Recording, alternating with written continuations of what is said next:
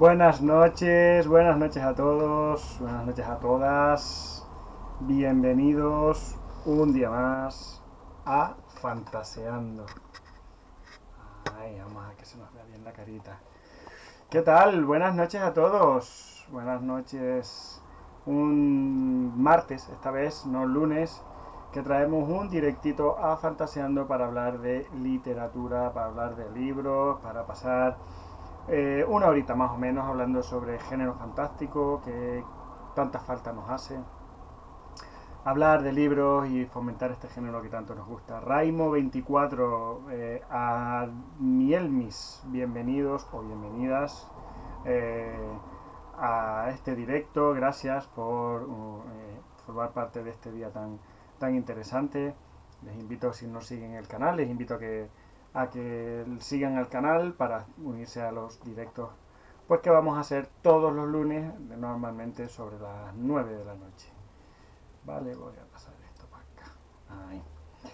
Bueno, por aquí tenemos ya también a David Calpa, que también se nos unió. Gracias por los piropos, los titanes juntos dicen por aquí. Hombre, señor David, David Calpa, buenas noches, muy buenas noches. Cuánta gente buena se nos une hoy. Qué orgullo. Bueno, el directo de hoy va a ser especial, va a ser muy especial para mí porque viene a acompañarme hoy en exclusiva, solo voy a hablar de esto, un escritor que para mí es lo más de lo más, ya lo he ido comentando por redes, quién es el invitado de hoy. Es un escritor al que yo le tengo un especial cariño, somos amigos, evidentemente somos compañeros de profesión, pero antes que eso somos amigos, pero lo bonito es que ha sido la literatura lo que nos ha hecho amigos, lo que nos dio, nos hizo conocernos y lo que después ha fomentado y ha cimentado una buena amistad. Leandro Pinto es el autor que viene a acompañarnos esta noche para hablar de sus dos recientes trabajos, que son El Vástago del Mal, que aquí está, y Lugares Prohibidos. No tengo el libro físicamente. Hola Ichiro, ¿qué tal? Buenas noches. Vale, esta es la otra portada, la voy a dejar por aquí de momento, porque quiero que la tengan presente. Vamos a hablar entonces con Leandro Pinto de El Vástago del Mal y de Lugares Prohibidos, editadas por Mercurio y por Bilenio respectivamente. Vuelvo a saludar a los que van entrando. El Vástago del Mal, David, deberías encontrarlo en cualquier librería, ¿vale? Ya está a la venta, si no lo encuentras pídelo porque te lo tienen que servir, ¿vale? No deberías tener problema con eso. Sí, Giro, ya te vi, ya me lo dijo mi mujer, vale, mala suerte. Bueno, no pasa nada. Lo importante es que has podido llevarte los libros. Bien, esto va a funcionar de la siguiente manera. Ahora mismo, dentro de unos minutitos, cuando yo le dé el pie, Leandro entrará al directo. Charlaremos un ratito sobre su trabajo y bueno, un poco su trayectoria brevemente, porque ya casi todos la conocemos. Y después podremos ir haciendo preguntas al final. Pueden ir haciendo las preguntas cuando quieran, ¿vale? Lo que pasa es que yo, para no ir interrumpiendo mucho la charla, las leeré al final.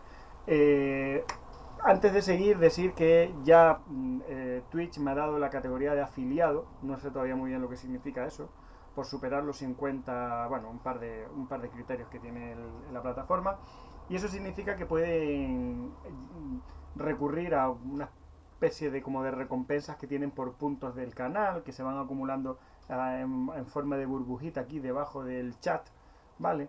Y creo que con eso, una de las recompensas posibles es introducir una pregunta cuando quieran, ¿vale? Esto es la primera vez que lo hago, así que creo que lo pueden hacer, ¿vale? Exacto, creo que eso, por 998 aquí está, haz una pregunta al entrevistado. Si usan esa característica, pueden hacer una entrevista en cualquier momento y yo ahí la leeré, es así que interrumpiré para leerla, ¿vale? Es una ventajita que tiene esto, por si vas acumulando puntitos y tal. Las demás las leeré al final. Vale. Bueno, pues para no alargar mucho la presentación, ya más o menos todo el mundo sabe quién es Leandro Pinto, un escritor argentino, pero está afincado en Canarias desde hace muchos años. Él escribe novelas de terror, novela gótica, novela de misterio y bueno, ya tiene una trayectoria larga.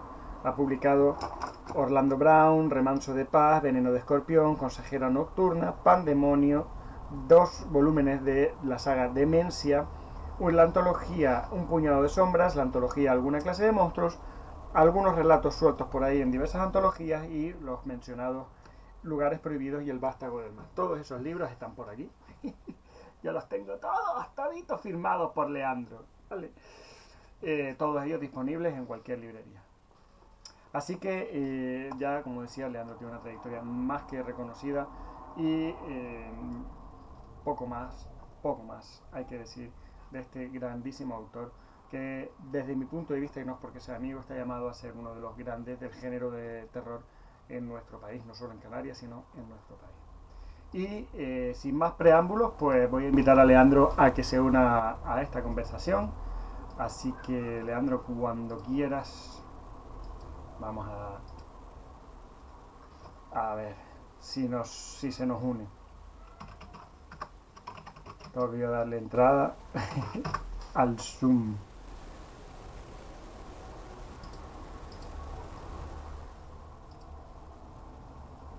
Hay muchas cosas interesantes en la trayectoria de Leandro Pinto, como podremos ver ahora. Vamos a ver. Ya se está uniendo. Todas las orejas rojas del calor. Parece mentira que estemos en diciembre y tengo calor.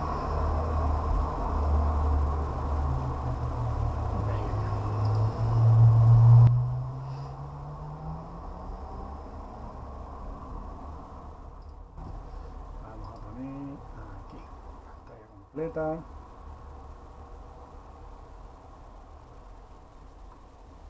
Leandro, se supone que ya está en la conversación. No sé si te falta activar el vídeo, Leandro.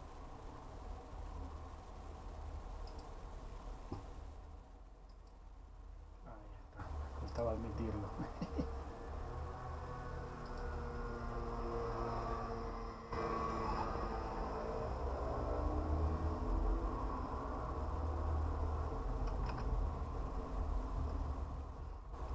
Aquí está. Esto del Zoom es todo un mundo. Si ya por si Twitch es un mundo, Zoom ya sumado es un mundo y medio. Buenas noches, señor Leandro Pinto.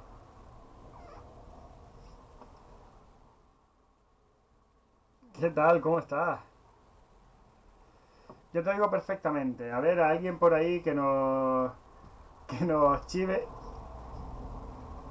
Por favor, un chivatazo por ahí de que se nos oye correctamente. Aquí vamos a dejar este. Uy, que se nos va. Este por aquí. Vamos a dar por sentado que se nos oye. Sube el volumen. Leandro, no se te oye. Yo sí le oigo, pero creo que es por esto. Ahora sí, miren, a ver, ahora. Habla ahora, Leandro. Que A ver, se te oye. voy a saludar. Hola, ¿qué tal? Buenas noches. ¿Se me escucha bien? Creo que ahora sí.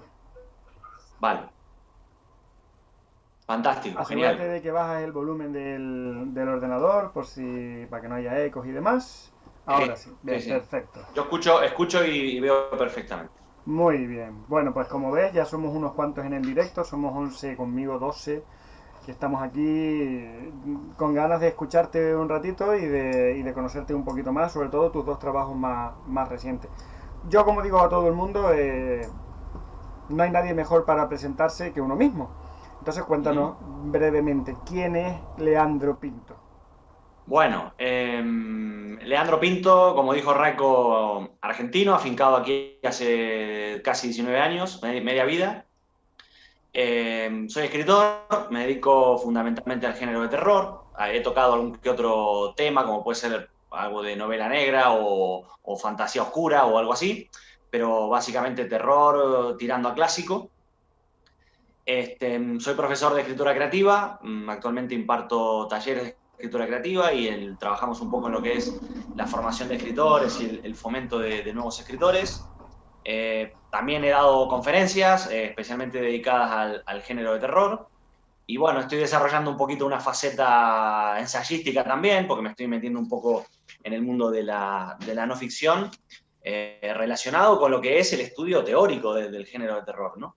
Y bueno, vamos, intentamos que el mundo sea literatura 24/7, entre lo que es escribir, leer, dar clases, recibirlas, formarme y formar a otros escritores. Bueno, estar en contacto con la actividad literaria la mayor parte del tiempo posible y, bueno, disfrutar de la experiencia, compartirla con los lectores, estos momentos que también vienen muy bien. Tú sabes que yo no soy mucho de estar poniendo la cara, pero bueno, como era fantaseando y como era Reco, que como él dijo en la intro, nos une una gran amistad, fomentada en el contacto a través de la literatura, pero que siempre decimos lo mismo, ¿no? Creo que si no fuéramos escritores seríamos amigos igual. Hace Así tiempo, que relativamente poco tiempo que estás por fin pudiendo dedicar todo tu tiempo, todo tu tiempo laboral a la escritura. Una vez que, por las circunstancias que fuera, pues dejaste el trabajo, o el trabajo te dejó a ti, mejor dicho, en el que estabas. ¿Cómo se vive? O sea, ¿cómo tomas esa decisión de decir, no, voy a centrarme en esto, que es lo que siempre me ha gustado, y me voy a tirar a la piscina? Y pues voy a intentar algo que a todos los demás nos parece prácticamente utópico, que es poder decir que vives de tu profesión de escribir, de escritor. No de escribir exclusivamente, pero sí de tu profesión de escritor. sí, como se dice, no es vivir de la escritura, sino vivir de la literatura, al final. Tareas literarias periféricas al acto de escribir.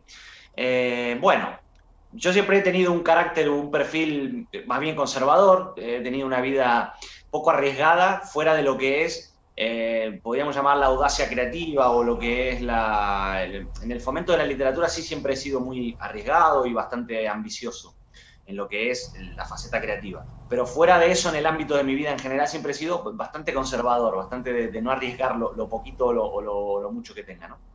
Pero bueno, esta situación se presentó hace 1 año y medio y, bueno, llamémosle momento de iluminación, momento de epifanía, no sé cómo se le puede llamar, o a lo mejor no es tan complejo como eso, pero sentí que a lo mejor era el momento de intentar, que tenía algunas bases ciertas a nivel profesional como para poder establecer un tiempo completo dedicado a la literatura.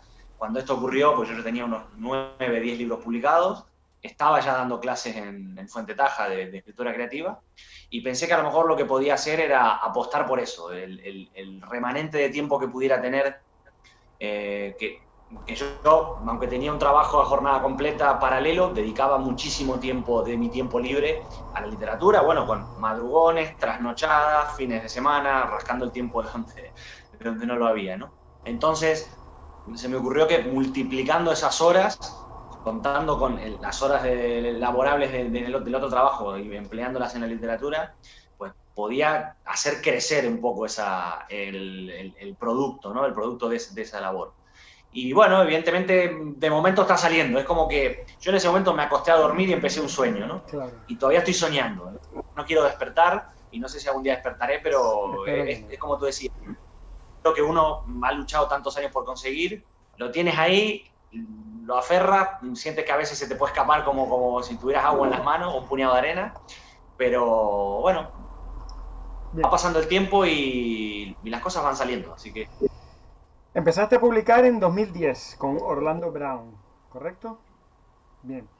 Estamos sí. en 2020, casi 2021. Estamos hablando de que son casi 11 años ya de trayectoria profesional o semiprofesional.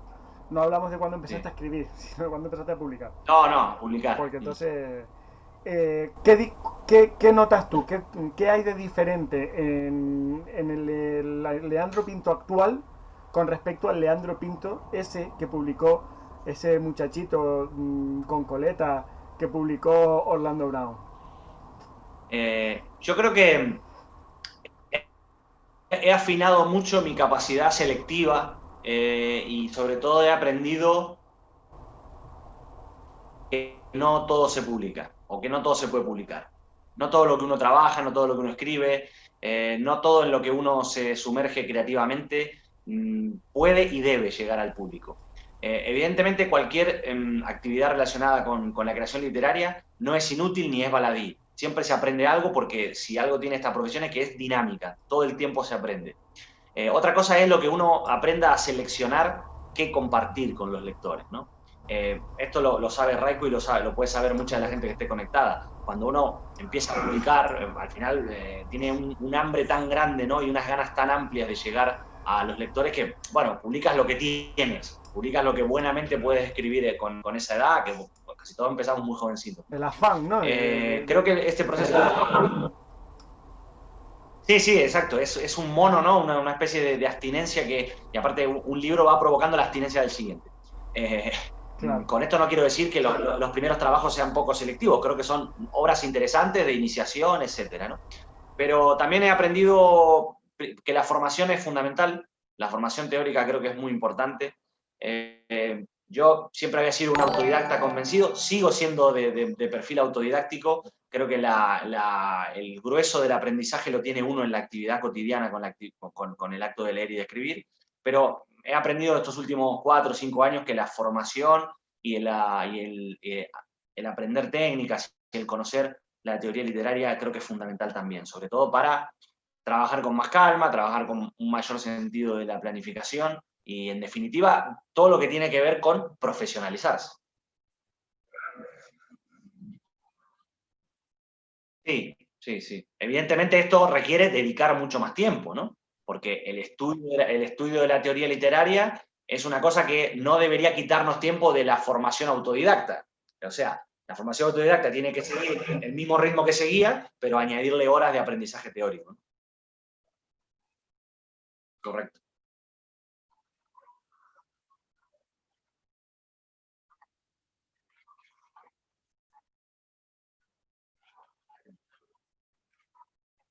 Crack.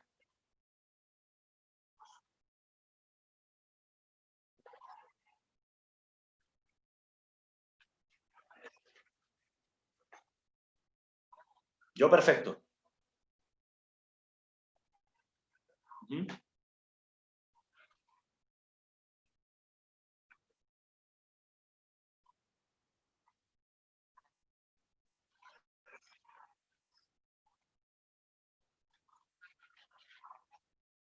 Vale. Estaba haciendo eco. Ahora sí, es que lo bajé porque me daba la sensación de que estaba haciendo eco. Vale, pues nada, ya está. Decía que cualquiera que haya seguido tu trayectoria puede ver que hay una evolución lógica, desde aquellos primeros libros hasta ahora, hacia una quizás una mayor técnica dentro de lo que es el sector gótico, ¿no? El género gótico. Has pasado de una novela más misterio a una novela más terror. Esto también ha ocurrido en tus lecturas. O sea, has pasado de ser un gran fan de Stephen King a ir cada vez, por decirlo así, profundizando más en los clásicos, en las raíces del género. ¿Hasta qué punto ha influenciado esa evolución en tus lecturas a la evolución tuya también como escritor?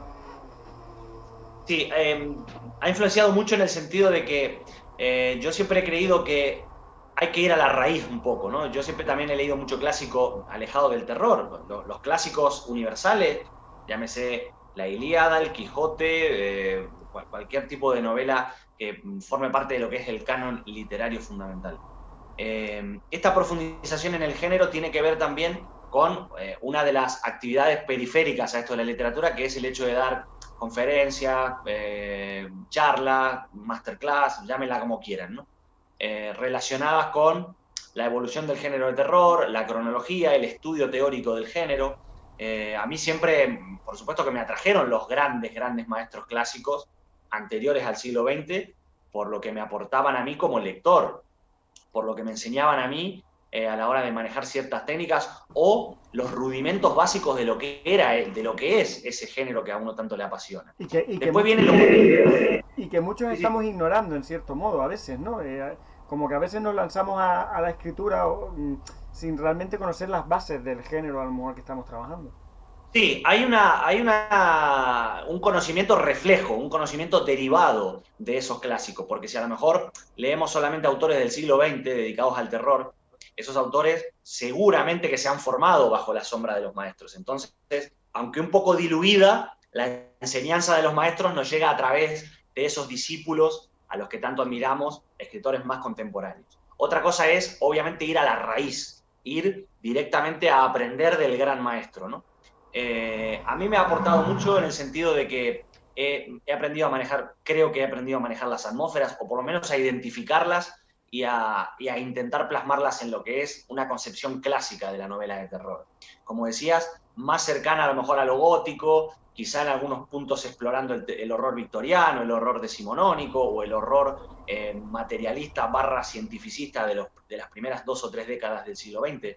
Bueno, las distintas vertientes, a veces también combinadas, se trata de toda enseñanza sacar un producto propio, ¿no? Pero yo creo que el acercamiento teórico que tuve a raíz de las conferencias que me fueron encargando, de los trabajos de no ficción, la redacción de ciertos artículos, o esta vertiente ensayística que comentaba al principio, me ha influenciado muchísimo. Ha formado un nuevo bagaje o un nuevo canon de conocimiento en lo que es la expresión de este género que tanto me gusta. Esa parte ensayística de la que ya has mencionado ya un par de veces, tiene mucho que ver con esto. Total. O Sí. esto, mejor dicho al revés, esto tiene mucho que ver con la parte ensayística de la que estás hablando. Esto, bueno, concretamente este libro no, ¿vale? No lo tengo aquí el tuyo concretamente, pero estamos hablando del Chus Cthulhu, ¿vale? Que es una colección de libros-juegos relacionados con los relatos clásicos de H.P. Lovecraft, en los cuales tú has recalado después de demostrarte como un experto precisamente en este autor, en H.P. Lovecraft. Entonces, ¿cómo te lleva el día a día literario, ¿no? Tu trayectoria y tu carrera hasta el punto de que a día de hoy en Canarias se te considera un experto en este autor, ¿no?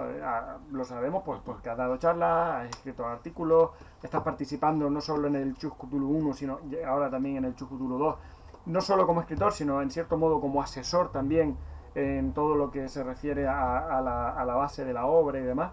¿Cómo se llega hasta ese punto?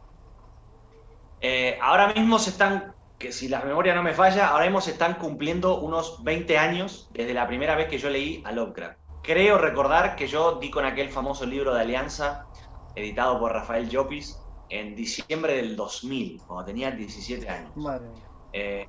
Conclusión, que llevo 20 años siendo un enfermo de Lovecraft. Para mí, como siempre lo digo, fue un momento de iluminación, marcó un antes y un después en mi vida lectora.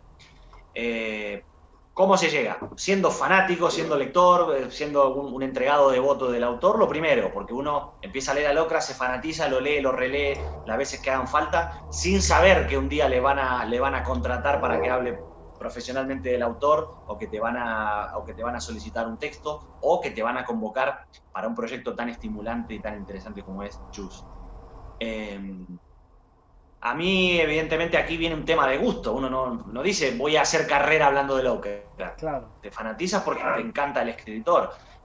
Quizá una cosa en la que posiblemente pueda haber tenido una visión distinta es que a mí me fascina muchísimo más Lovecraft, su obra, que él como personaje, que también me fascina. Pero me fascina mucho más su obra. Lo que realmente me interesa es su literatura, sus relatos, sus escritos, ¿no? Bueno, después está su vida, que es muy interesante y muy rocambolesca. Pero yo siempre fui de centrarme más en analizar los textos, en ver qué técnicas utilizaba, en tratar de descubrir por qué ese autor, por qué esos textos me cautivaban y me siguen cautivando, porque para mí es un autor casi inagotable. Después de 20 años sigo descubriendo cosas, ahora que estoy trabajando en un ensayo sobre él, y con el trabajo que tuve que hacer para Chus, también sigo descubriendo cosas que durante estos 20 años no había descubierto, Claro, ¿no? tú eres más de página 2 que de Sálvame, ¿no? O sea, te estás centrando Claro, más claro. en su trabajo que en su vida, ¿no? Claro, para mí lo interesante es la obra. Por supuesto que su vida es interesantísima y cuanta biografía del autor haya caído en mis manos la he devorado porque Que me hay pocas, interesa por lo mucho. que te tengo entendido. Sí, en español hay pocas, ¿no? Son buenas, pero hay pocas.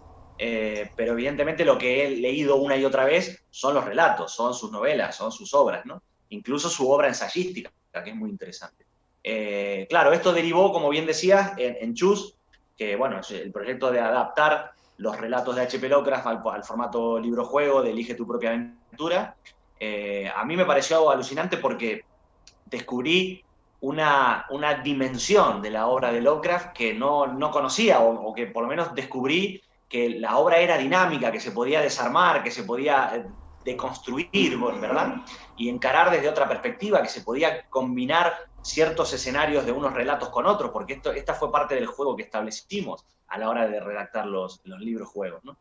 Y después también el sentirse que uno pues realmente tiene un conocimiento, como lo que tú dices, ¿no? Que ahora casi aquí en Canarias no hay eventos relacionados con Lovecraft en los que a uno no le llamen, e incluso también pues te llaman de algún evento en Península y demás, y también el entrar como asesor, el hecho de que en el seno del proyecto Chuscutulu pues se me consulte, oye, ¿esto cómo es? ¿Esto en qué escenario tiene lugar? ¿Qué relación hay entre este personaje y este, o entre esta situación y esta otra? Claro. A modo de consulta, pues también te hace decir, oye, pues la gente confía en lo que es el conocimiento de uno sobre el tema.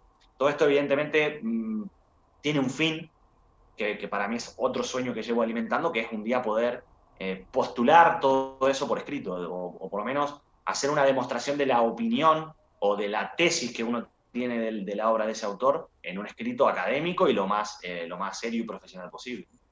Comenta David Calpa, dice, esos libros consiguieron que amara la literatura cuando era joven, entendemos que está hablando de los librojuegos. Me De los libros encantaba juegos. Sí. perderme en esas aventuras.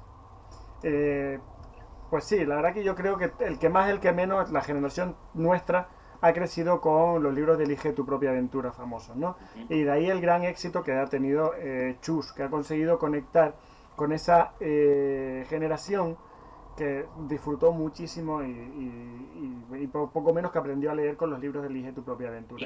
Perdona, y que suele ser una generación que también es fanática del autor, entonces se combinan dos pasiones. Claro, eso te iba a decir, conecta justo con otro hueco quizás que hay ahí, ¿no? Que es la posibilidad de acercarse a Lovecraft desde otra vertiente que no sea la más clásica pues esa, de sus relatos, novelas, relatos y novelas, ¿no?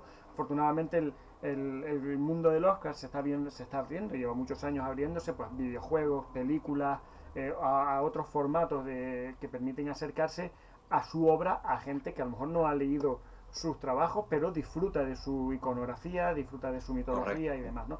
Y Chus Cthulhu es una opción buenísima para este tipo de personas que sin necesidad de acercarse a su obra quieren disfrutar de todo lo que este hombre ha inventado, ¿no? O inventó en su momento. Ahora mismo, si no recuerdo mal, en breve sale ya el segundo bloque de libros de Chus, ¿no? ¿Para cuándo estaban previstos? Bueno, estamos trabajando mucho la parte gráfica ahora mismo y esperamos que para el verano, para junio, julio esperamos tenerlos. La verdad que hay una enorme expectativa respecto al trabajo y te puedo decir que habiéndolo vivido desde dentro y habiendo trabajado 2 libros en esta tanda, pues me tocó escribir dos. Recuérdanos los títulos. Sí, en este caso son El ser del umbral y El asiduo de las tinieblas, que siempre digo que para mí es un relato muy especial porque es el último que escribió Lovecraft y siempre he sido especialmente fanático de ese cuento y cuando se hizo el reparto dije, me lo pido, ¿no? Enseguida levanté la mano y lo quise para mí, porque además tiene una estructura narrativa que se presta mucho a lo que es la toma de decisiones que requiere el formato libro-juego. Pero te puedo asegurar que es un trabajo fantástico el que hemos hecho, no se van a decepcionar en absoluto porque me parece que hay tanta expectativa y aparte hemos ampliado el formato, tenemos muchas sorpresas, muchas cosas nuevas y bueno, con esto completamos el ciclo de los 13 relatos pertenecientes al ciclo de los mitos de Tulu. Hay un volumen especial que es el que tú enseñabas ahí, el del manicomio de Arkham, y hay un relato que, como sabemos, tiene 2 versiones. La llamada de Tulu, una escrita por Víctor Conde y la otra que la hice yo, ¿no? Por eso son 15 en total. Dice Raimo24, Leandro se va a convertir en el Kevin Feige de Lovecraft, tiempo al tiempo. ¿Qué opinas al respecto? Bueno, ojalá. Saludamos también a Lolo Donosti. Hola Manuel, buenas noches. Gracias por unirte a la conversación. Aquí estamos desgranando un poquito la obra de Leandro Pinto. Leandro, bueno, evidentemente Lovecraft y tú están ya imbricados de un punto, hasta un punto en el que son indivisibles tu obra y la suya, ¿no? En cierto modo, ¿no? Pero ahora toca hablar de esto, de El Sí. Vástago del Mal. El Vástago del Mal es una novela pequeñita, son ciento y pocas páginas, editada por Mercurio. Después hablaremos de la otra, de Lugares Prohibidos. Y con tu permiso voy a leer la sinopsis. Adelante. Dice: Moldavia, siglo XVI. En una pequeña comarca al pie de los Cárpatos, un ser oscuro ha engendrado su semilla en una comunidad temerosa de Dios, pero al mismo tiempo sometida al poder de un perverso terrateniente local.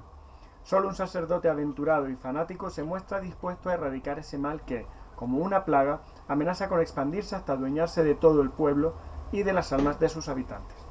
Con una muy trabajada ambientación de época, Leandro Pinto explora los orígenes del horror sobrenatural y la raíz de los conjuros demoníacos en esta breve e intensa novela ambientada en el corazón de la Europa del Este, cuna de los mitos más arraigados y longevos del género. Apelando a fuentes clásicas y a un estilo depurado y exquisito, el autor de Pandemonio y alguna clase de monstruo recrea la leyenda del incubo y de la gestación de la semilla del diablo. Una historia en la que cada página resulta una estremecedora bocanada de maldad. Bueno, Intensita la sinopsis, ¿eh? sí, Intensita. sí, sí, sí. Como esperamos que sea la novela, porque en realidad se trabajó muchísimo lo que es el tema atmosférico, ¿vale? Esto entronca, perdona que me haya lanzado ahí a hablar sin más, No, pero para eso estás aquí, o sea, cuando quieras. entronca con lo que decías antes de lo que es el recurrir a las fuentes clásicas o el conocer a los grandes clásicos del género, ¿no?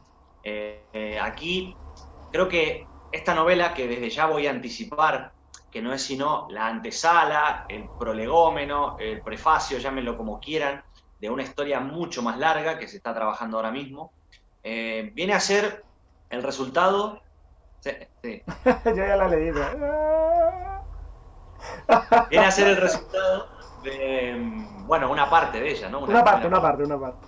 Una parte. Bueno, de esta gran afición por los temas clásicos, por los mitos básicos de lo que es el género de terror. Yo había notado que en los últimos 30 años, o vamos a decir de los años 70, desde El misterio de Salem Slot en adelante, o desde Entrevista con el vampiro en adelante, que es anterior, la mayoría de los autores lo que se habían dedicado era a intentar dar una vuelta de tuerca, o intentar dar una revisión conceptual al género vampírico, ¿vale? Bueno, en algunos casos con excelentes resultados, como puede ser El misterio de Salem Slot, que es la historia traída a la Nueva Inglaterra de los años 70, y en otros más dispares o menos satisfactorios, y los cuales a lo mejor no merece nombrar, ¿no? Está bien, no, a ver, algunas son directamente obras maestras de la evolución del género, como puede ser Soy Leyenda, por ejemplo, ¿no? Que es una obra maestra porque cambia la perspectiva, tiene una profunda reflexión filosófica en la novela, en fin, fascinante. Otras, quizás más modernas, no tanto. ¿Qué me propuse hacer? Quise contar una historia de vampiros que no tuviera una innovación conceptual, sino que recreara las bases del mito. Ir a la raíz del mito, estudiar a fondo la raíz del mito vampírico y elaborar una novela ambientada en la época en la cual transcurre la historia, que no es la misma en la que transcurre El Vástago del Mal que la época en la que transcurre el resto de las novelas. En El Vástago del Mal vamos a decir que estamos plantando la semilla de lo que es ese mal que se va a expandir a lo largo de esas otras novelas que, bueno, están Vale. proyectadas, están en proceso y se están trabajando. Con esto no quiero decir que El Vástago del Mal no tenga un valor intrínseco propio. Como novela, tiene su independencia, tiene su autonomía, posiblemente no tiene estos típicos finales muy, muy abiertos, pero posiblemente dejen al lector pues con ganas de más. Eso de más se está haciendo, ¿vale? No es que sea un proyecto anclado en un rincón, no, se está trabajando en él y esperamos, bueno, darle salida. Sí, tuvimos la suerte de que esta novela, bueno, se publicó bajo esta perspectiva, bajo esta prerrogativa de que era el inicio de algo. Y bueno, estamos atentos a ver qué respuesta hay. De momento la expectativa es muy grande porque creo que en el fondo hay muchísimo lector, y aquí tenemos a David conectado también, ¿no? De hecho, David, perdona, te interrumpo, acá comenta. Creo que las expectativas acerca de esta nueva etapa que presenta Leandro son muy altas. Vuelta a los orígenes y amor por el monstruo clásico. Dice también Claro. Raimo24, yo también he leído algo de Leandro y su raíz del mito. Nos queda Leandro para el rato. Aquí tienes una legión de fans, como podrás No, observar, no, ¿eh? ya veo, sí. Por eso que hay que trabajar mucho para que no perderlos. Pero bueno, decía que está David ahí, que también sabe mucho del tema y él ha explorado mucho lo que es la vertiente clásica, que lo que nos gusta, lo que es el origen de estos mitos, esa zona de los Cárpatos, esa zona de la Europa del Este. Esta novela en concreto está ambientada en Moldavia y el escenario va a volver a salir en novelas posteriores, ¿no? Aquí lo que digo fue que hemos trabajado muchísimo la ambientación. Tú que has leído el resto de mis novelas sabes que yo estoy acostumbrado a trabajar en escenarios pues, más bien inventados, en una época más bien contemporánea. Aquí quise irme a un sitio concreto, quise estudiar un poco lo que es las costumbres, la idiosincrasia, la geografía, la climatología, todos esos factores ambientales que contribuyen a la creación de una atmósfera verosímil, de una atmósfera envolvente, creíble, y a partir de ahí desarrollar esto del incubo, ¿no? De lo que es el origen de una semilla maldita. Eso es el vástago del mal, esa es la propuesta que hemos decidido, por la cual hemos decidido apostar ahora en este tramo final del año, con la expectativa de que el resto del proyecto vea la luz, salga adelante y también guste, ¿no? Lo otro, por supuesto, que no son novelitas de ese tamaño, van a ser trabajos bastante más amplios y hasta ahora es el universo narrativo más expansivo y más amplio de lo que he tenido ocasión de trabajar. La gente que me conoce sabe que yo no soy de trabajar sagas, nunca me ha gustado escribir sagas,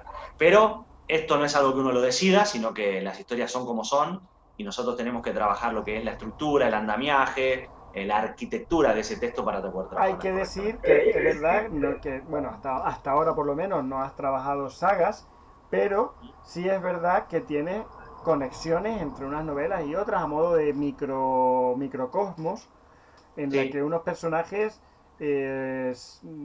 orbitan alrededor de otros, incluso saltan de unas obras a otras, o sea que tampoco es... sí, se mencionan, esto claro, es una cosa, una enseñanza muy lovecraftiana también, que él lo practicaba mucho, ¿no? Lo que es la hilación o la continuidad conceptual, que es algo que estamos analizando mucho en lo que es la redacción del ensayo, de lo que son todos esos elementos recurrentes que terminan formando una hilación.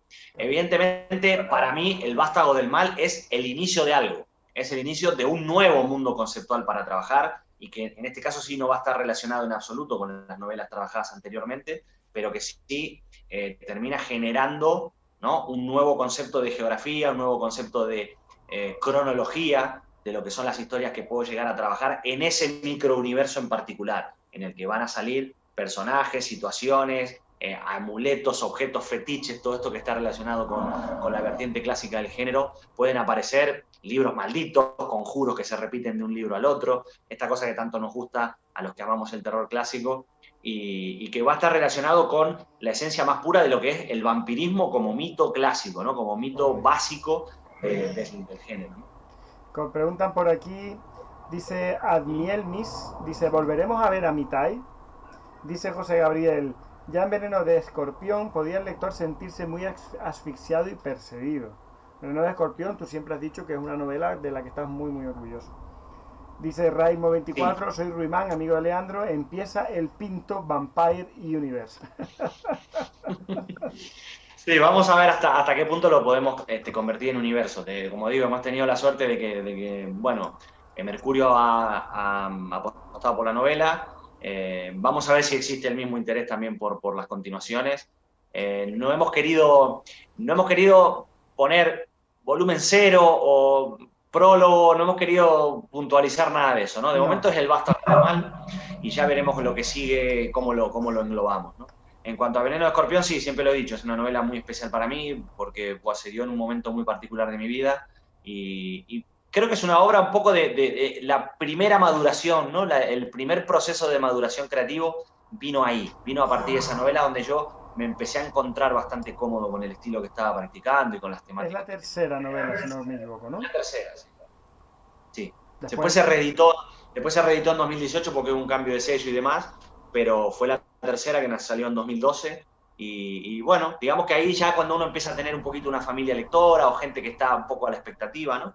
Y me parece que ahí fue donde me empecé realmente a encontrar cómodo con lo que quería contar y con cómo quería contarlo. Dice David, mientras no brillen los vampiros al sol, todo irá bien. Dice, yo creo que ninguno de los presentes se atrevería a una barrabasada como esa hoy en día. Pero bueno. Eh, la pregunta es obvia, ¿no? Es obvia.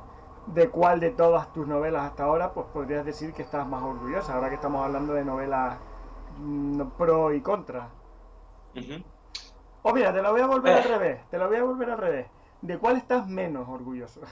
sí, a ver, a mí en realidad me gustan todas. Creo que con todas he tenido una relación especial. Creo que todas han conectado con un tipo distinto de público. Yo he notado que cuando voy a las ferias del libro y me encuentro con lectores y se acerca la gente a donde uno está firmando, me he encontrado sin proponérmelo, sino porque las cosas se han dado así, con que tengo una interesante variedad de producto para ofrecer, que no es todo lo mismo, ¿no? Que Sí, por un lado tengo una novela a lo mejor un poco más gore, como puede ser Pandemonio, una de horror más psicológico, como puede ser Veneno de Escorpión, una que es más de misterio, como puede ser Consejera Nocturna.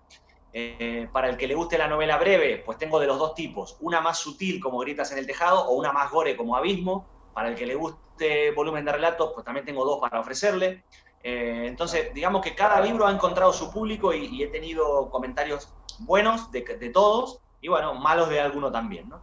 Eh, de mis primeros dos libros, en fin, quizás no me siento tan satisfecho. El orgullo está ahí, porque son obras que se escribieron, era muy jovencito, con 20, 21 años, ¿no? Pero evidentemente son novelas que se podían haber trabajado mucho más, que se podían haber pulido más, que en definitiva son, como creo que le puede pasar a la mayoría de los autores con sus primeras obras, salvo excepciones, balbuceos de lo que va a ser ese escritor en años posteriores, ¿no? Tanto Orlando Brown como Remanso de Paz, ahí tenemos incluso hasta las portadas son balbuceantes, ¿no? Sí. Por no decir Pero, otra cosa. claro, pero yo creo que, bueno, en fin, son novelas que me parecieron grandes ideas en su momento. No, no, no. Y Eh, la idea en sí de las novelas no es mala. No, o sea, a ver, que a lo mejor nos están entendiendo mal quien quiera que nos esté escuchando ahora o en el futuro cuando el vídeo esté en el canal. Ninguna de las dos novelas que hemos mencionado, tanto Orlando Brown como Remanso de Paz, se puede considerar que sean malas novelas. Son buenos libros, pero es verdad que la técnica de Leandro ha evolucionado tanto que en comparación con lo que está haciendo a día de hoy, esas novelas quedan como en pañales, o sea, como protonovelas de lo que Leandro realmente es capaz de hacer, que es de lo que estamos hablando hoy, ¿vale? Que nadie nos interprete mal.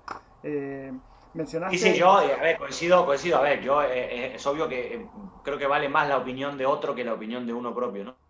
Pero, pero eso, creo que son buenos libros, pero que en definitiva se podían haber trabajado más, se podía haber depurado, se podía haber aplicado otra técnica, otro punto de vista. No sé, hay un montón de factores a lo mejor a analizarlos, pero que me parece que también son trabajos que me han enseñado y que de alguna forma también me han granjeado su público en su día, porque hoy en día tengo lectores que vienen desde la época de Orlando Brown, lectores que me siguen desde mi primer libro, ¿no? Bueno, tú mismo, claro.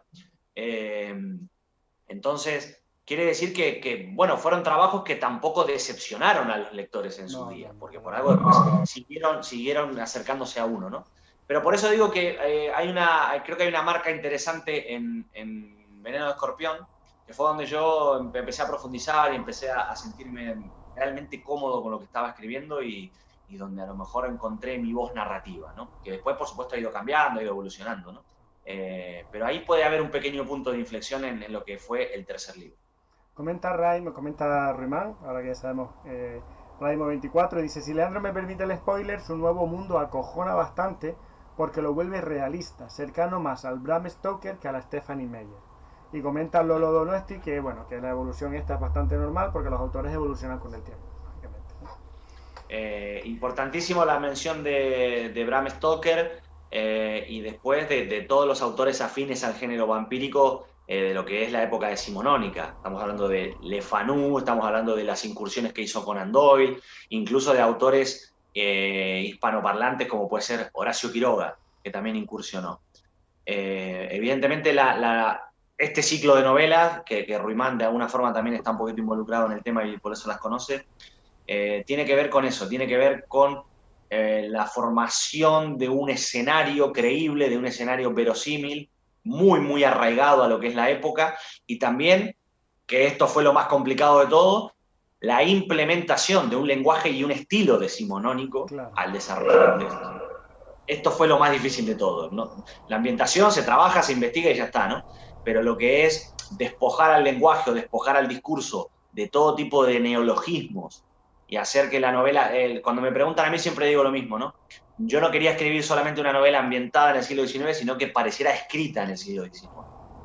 Y ese fue el máximo desafío. Esto, como insisto, esto no lo verán en El Vástago del Mal, que está ambientada a finales del siglo XVI y es el inicio de todo. Sí se va a ver en las otras novelas.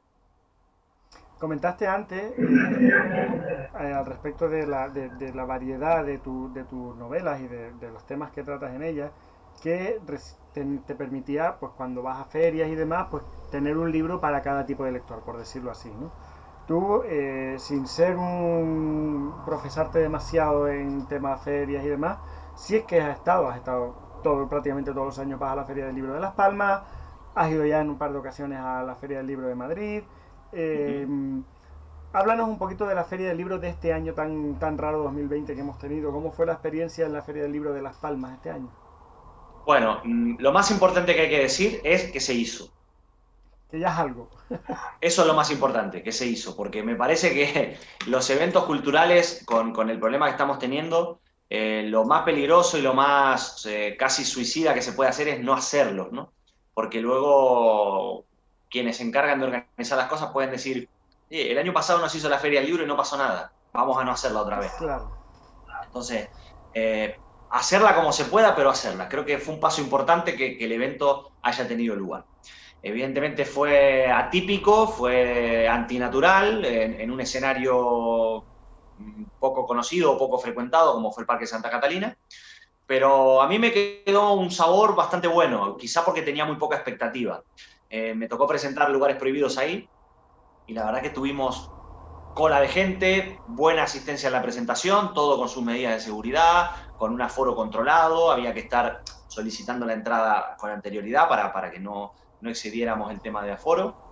Y luego en la feria un desarrollo, en fin, no multitudinario como estábamos acostumbrados, como estábamos acostumbrados a ver hasta el año anterior, incluso un poco desangelado por la zona, porque más que nada yo considero que la zona libresca es la zona de San Telmo, no la zona de Santa Catalina, ¿no?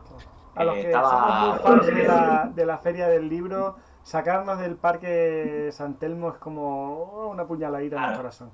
Que ahí están las bibliotecas, es donde están todas las librerías. Creo que hay un poquito más de ambientillo cultural en las cercanías de San Telmo que de Santa Catalina. No obstante, he de decir que yo vi a la gente entusiasmada. También hay que tener en cuenta que si algo trae esta situación de pandemia y de encierro es que después la gente está muy ávida de asistir a estos eventos. Entonces, desde que sabe que se están celebrando, como tiene un poco de mono y tiene muchísimas ganas de participar, al final se suman y van. A mí, evidentemente, fue la Feria del Libro pues, más flaca, vamos a llamarlo así, de todas las que he participado, pero me terminé sintiendo muy feliz por el tema de que se hubiera hecho, de que pudiéramos haber dado salida al libro, presentarlo en sociedad, y con unos resultados bastante satisfactorios, siempre en proporción a lo que era la expectativa o a lo que es la situación, ¿no? Hay que poner los pies en la tierra, saber lo que estamos viviendo y saber qué esperar. Para lo que esperábamos, no estuvo mal.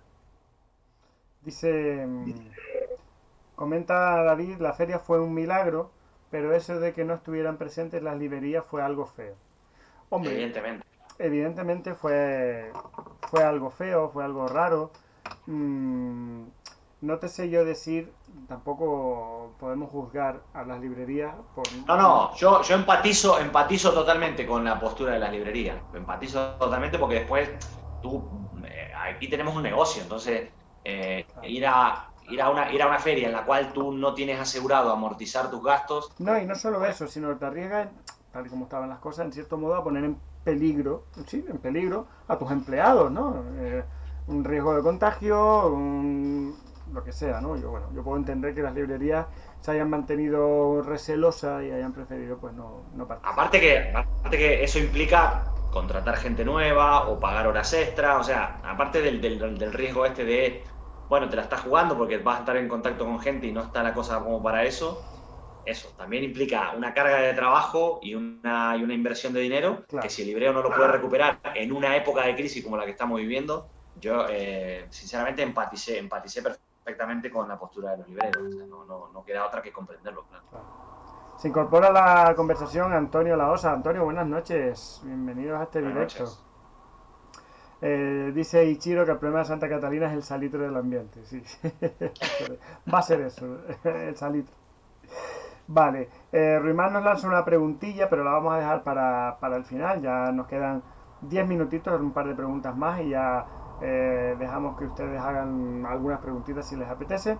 Yo simplemente nos falta hablar un poquito de lugares prohibidos, vamos a pasar a ello, pero antes vamos a mencionar un poco lo que es la ilustración de la portada. Es obra de Melanie Garzón Sousa, otra escritora e ilustradora canaria muy amiga nuestra. Pues coméntanos tú un poquito cómo surge la idea y bueno, cómo ha sido la labor de Melanie en este volumen. Que además Bueno, está repitiendo porque ya ha colaborado contigo en varias portadas. sí, yo justamente lo que quería resaltar es la enorme compenetración que hemos logrado Melanie y yo en lo que es la elaboración de las portadas, ¿no? Voy a sacar cuenta. Creo que es la sexta o quinta o sexta portada en la que trabaja conmigo. O sea, si no recuerdo mal, Puñado de Sombra, Alguna clase de monstruo, las dos Demencias, correcto. Y esta es la quinta. Me falta a mí aquí, el primero de Demencia es el que me falta a mí Sí, aquí y también un la hizo puñado de ella y sombras está por ahí también. está por ahí. Esto, perdona, alguna clase de monstruo. Alguna clase de monstruo. Esto es una... Quería Esto para esa mí también la hice. es un portalón. Esa fue la primera. Esto es un portalón. Esa fue la primera que hizo Melanie para mí. Para mí es un Maravillosa. portalón. Maravillosa. Me encanta. O sea, tiene una fuerza, tiene una intensidad y un lenguaje para mí fabuloso. En la Feria del Libro del 2016, este fue creo que uno de los 2 o 3 libros más vendidos de la feria. Me acuerdo que fue una feria impresionante y estoy convencido de que muchísima gente se acercó al libro por lo impactante y lo llamativa que es la portada. Abismo también, tremenda portada, o sea, comunica perfectamente lo que es la esencia del libro y la parte de atrás también. Aquí de lo que se trata es que Melanie ha llegado a un punto conmigo en el que casi no tengo que decirle lo que yo espero de la portada. Se le transmiten unas ideas generales y ella con el talento y el arte que tiene y lo mucho que nos conocemos, porque somos amigos hace ya como 8 años o por ahí, me parece que me conoce mucho como autor y sabe lo que espero siempre de su trabajo, ¿no? Y la verdad que estoy fascinado con lo que ha hecho con mis novelas y con las portadas que ha trabajado para mí. Hasta el punto, te digo, de que en El Vástago del Mal, en esta última, ha habido una comunicación casi minimalista, es decir, que se maneja casi por telepatía, ¿no? Estoy encantado, la verdad que creo que si los libros han llegado a mucha gente también, es porque no lo podemos negar, o sea, la parte visual y la parte de la presentación creo que es importantísima y también quiero agradecerle a ella, que a lo mejor no está conectada ahora, pero sé que seguramente lo va a ver.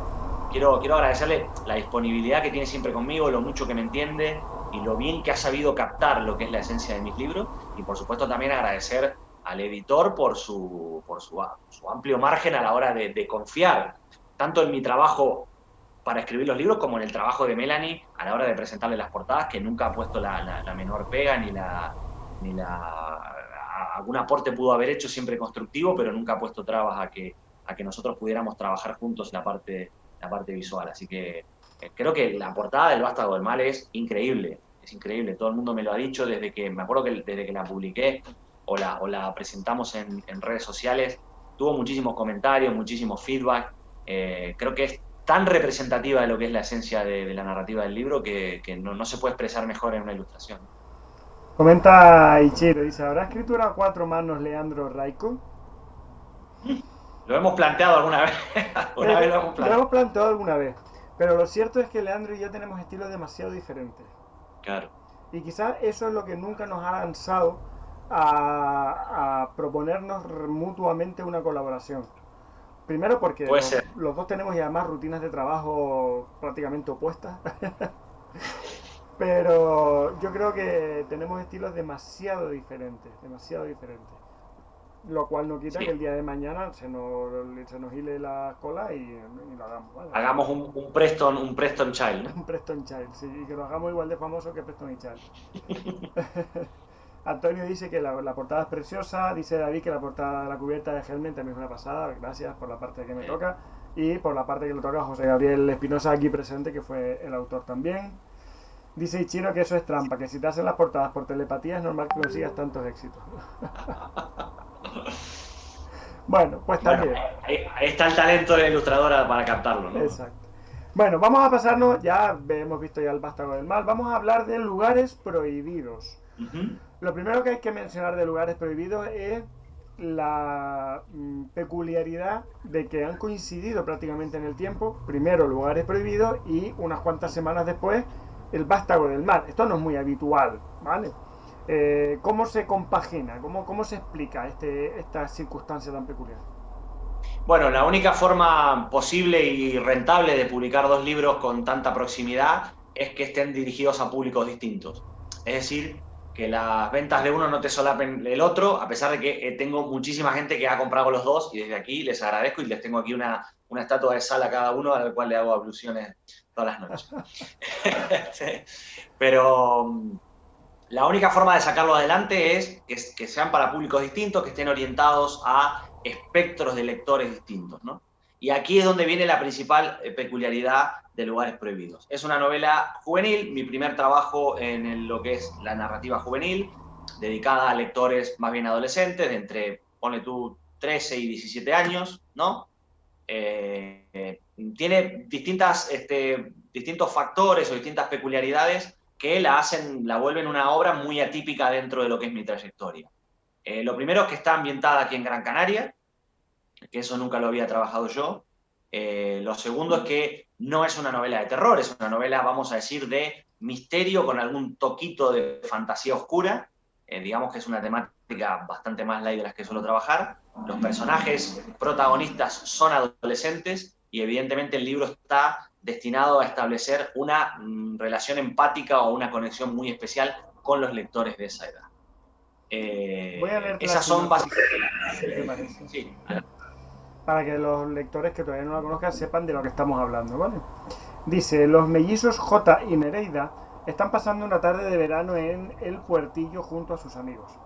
Pero todo cambia cuando J se arroja de cabeza al agua y, para sorpresa de los demás, no sale a la superficie.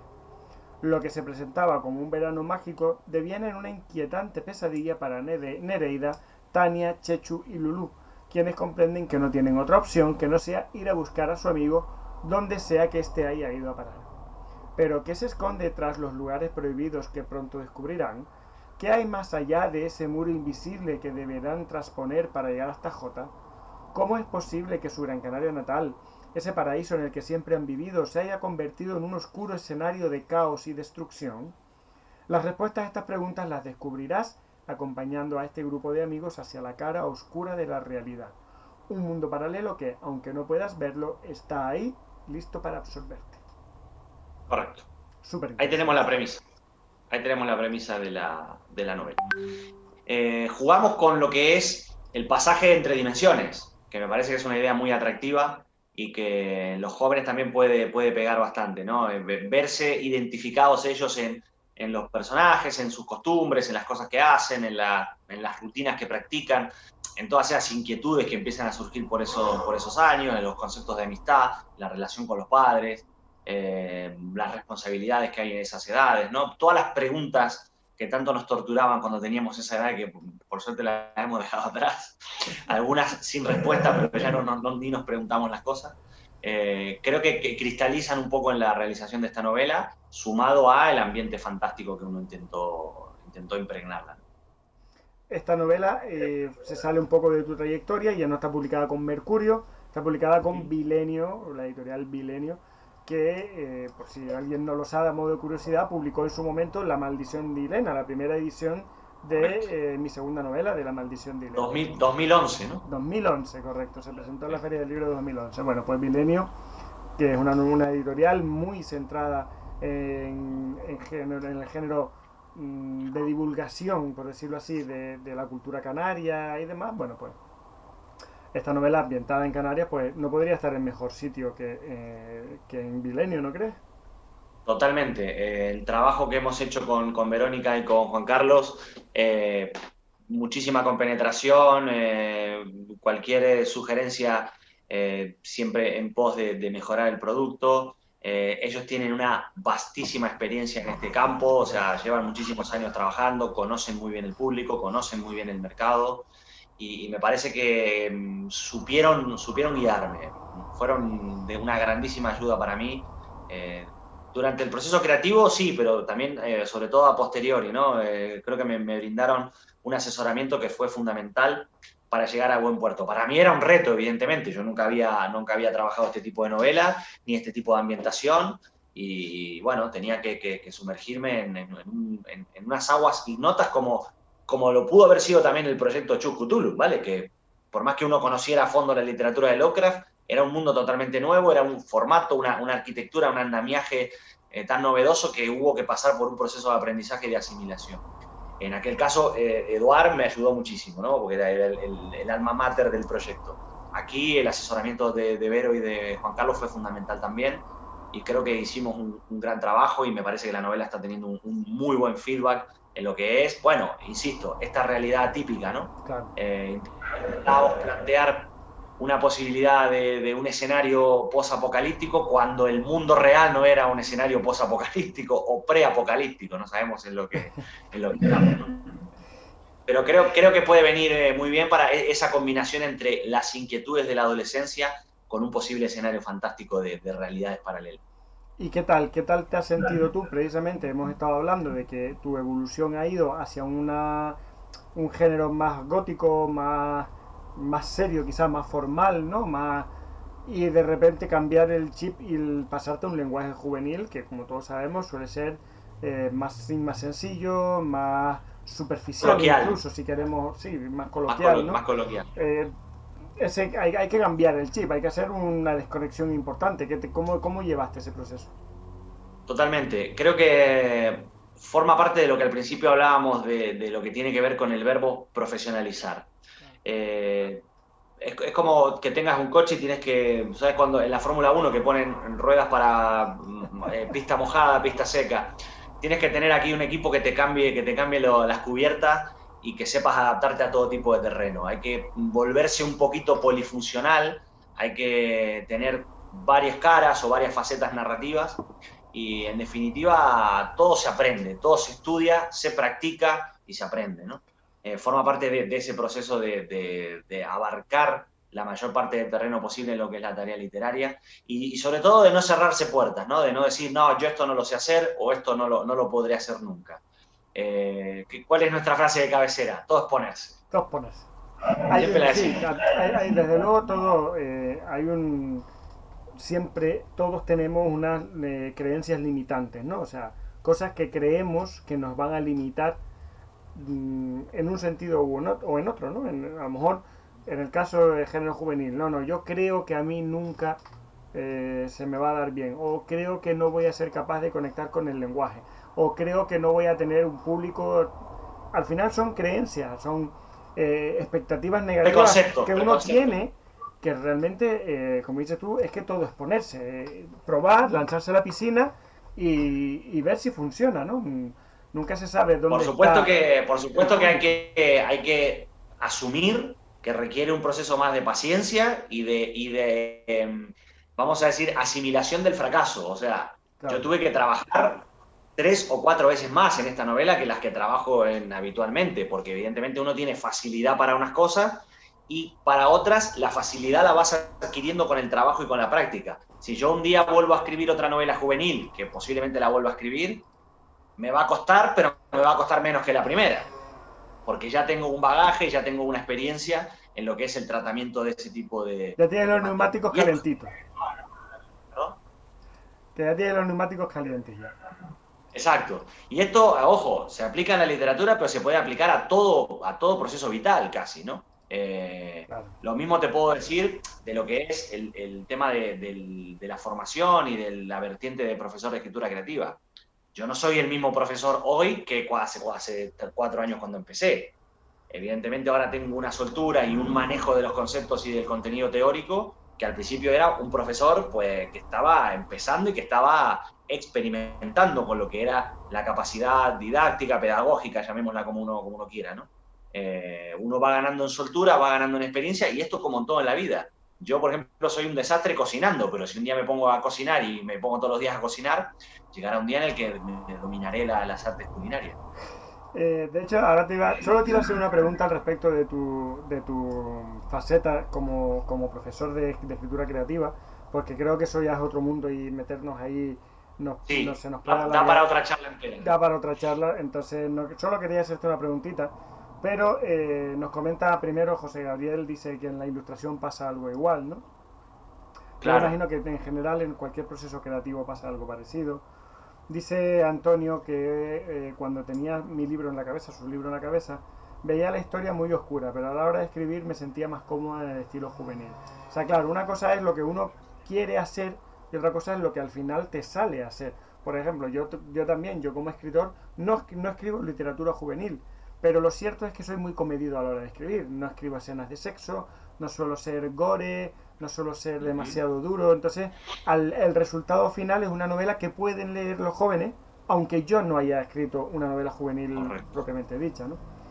Dice Ruimán, la línea editorial juvenil se está difuminando ya con el young adult y cada vez más con el público adulto. A mí, cuando era un chaval, no me gustaba la literatura juvenil, se leía El Señor de los Anillos, pero de mayor he leído literatura juvenil brutal. Claro, es que hay literatura juvenil muy, muy buena, al igual que hay literatura adulta muy, muy buena. O sea, las etiquetas las ponen los libreros prácticamente y la propia editorial para definir qué tipo de público al que quieren llegar, ¿no?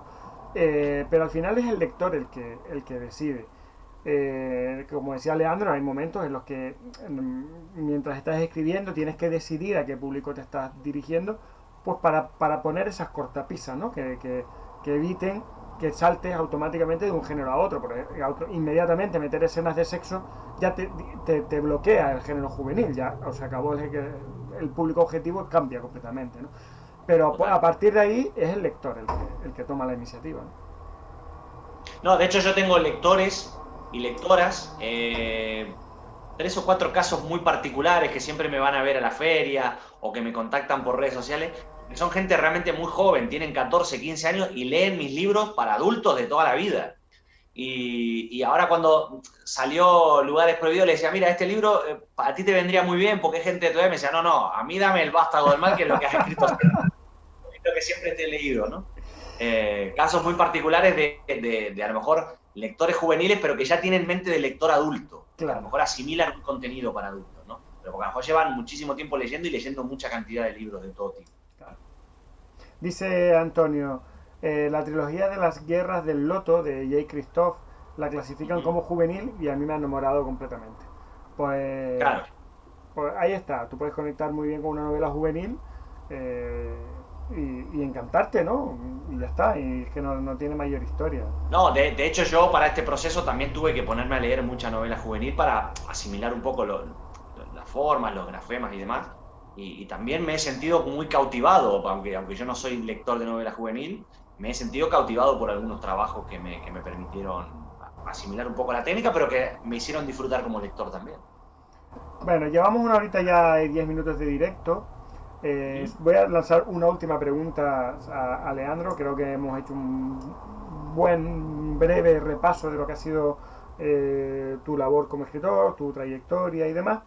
Y solo nos falta una preguntita sobre lo que hablábamos de tu tarea como profesor de escritura creativa. Algo que te llegó prácticamente sin comerlo ni beberlo, Uh pero en -huh. lo que te has afianzado bien, ya tienes un buen volumen de, de alumnos, ya Uh -huh. tienes un cierto reconocimiento y ya llevas unos cuantos años en esto, ¿no? Y ahora te pregunto yo, ¿quién aprende más en tus talleres? ¿Tus alumnos o tú? eh, a ver, yo creo que a mí me viene muy bien todo lo que...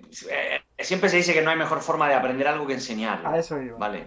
A eso iba. A mí me sirve como un gran proceso de reafirmación de conceptos, ¿vale? El trasladar todo ese bagaje o todo ese contenido teórico, el comprobar cómo los talleristas lo asimilan, algunos más fácilmente, otros menos, otros cómo lo combinan con ese talento natural o con ese instinto de narradores con el que ya vienen, porque evidentemente los que se apuntan al taller ya vienen con el instinto de narrador un poquito afilado o un poquito desarrollado.